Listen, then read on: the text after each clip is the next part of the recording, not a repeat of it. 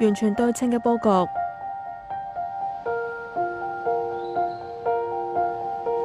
弧形花槽做工精細，滲出西式味道。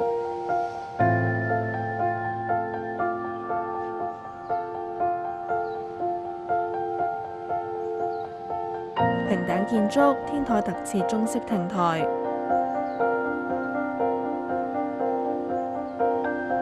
融匯中西風格，位於天后嘅呢一座建築係香港紅卍字會大樓，被古物諮詢委員會評為2級歷史建築。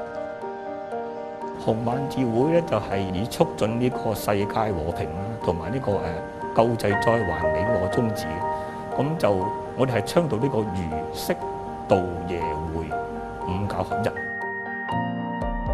如果喺呢個1922年咧，就喺山東濟南係成立咗呢個世界紅卍字會總會。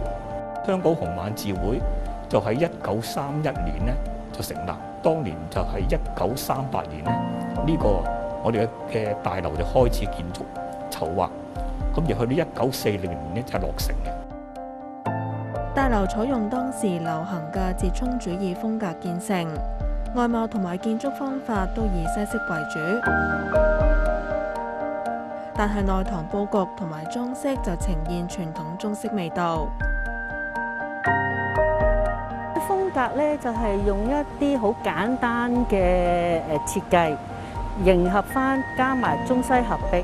咁佢裏邊咧係包括咗有回教啦、特色啦、中國特色啦，同埋西式嘅擺落去。咁你會睇見咧，佢喺正面嗰個花草嗰裏邊咧，會望見咧，佢有好似天主教嘅特色喺裏邊嘅。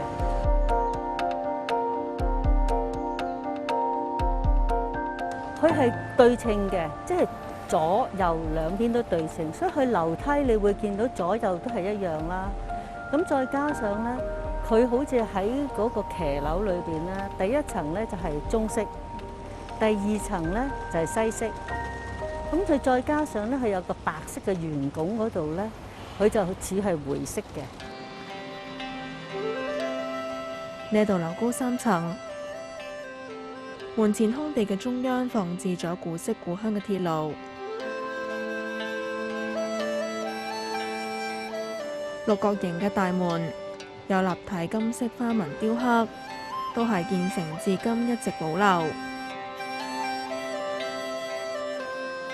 地下一層主要嘅設施突顯着重悼詞，贈醫施藥係主要服務。由開始建築嘅時間呢，已經係預備贈醫施藥嘅，所以佢首層嗰度咧就係用地板係水磨石，因為係容易俾打理多人。咁一入到去咧，左右兩邊咧就有掛號室同埋係藥房，然之後係診症室。天花、牆身或者地下都加入咗傳統中式彩繪。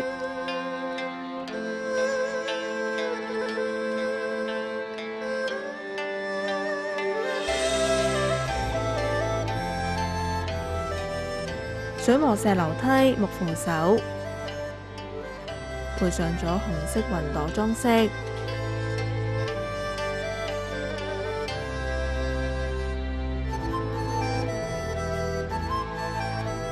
2樓呢一層用到木地板，係會議室同埋祭祀祖先嘅地方。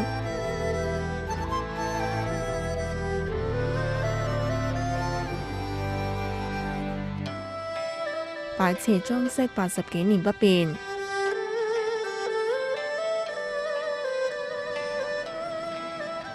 露台一盞古舊嘅吊燈，據講係40年代照亮漆黑一片嘅黃龍道，至今仍然按傳統每夜亮起。3樓按照該會嘅宗旨，間隔以合5筒6劃分，正中間稱為正位。供奉至聖先天老祖同埋吳教教主，屬於莊嚴之地，不准拍攝。